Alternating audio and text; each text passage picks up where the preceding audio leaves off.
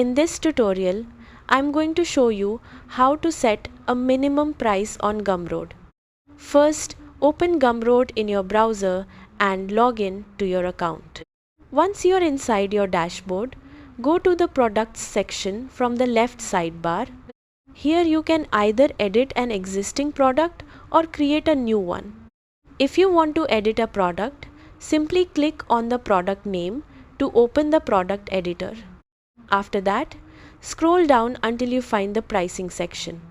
Now enable the option called Allow customers to pay what they want. Once this option is turned on, you will see settings for the minimum amount and suggested amount. The main product price field becomes your minimum price. For example, if you enter $5 as the amount, customers must pay at least $5 to purchase the product. They can still choose to pay more if they want to support you. If you set the amount to 0, the product becomes free, but buyers will still have the option to pay any amount they choose. You can also select your preferred currency depending on your audience and region.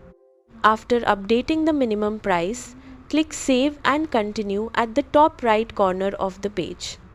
If the product is new, click Publish to make it live.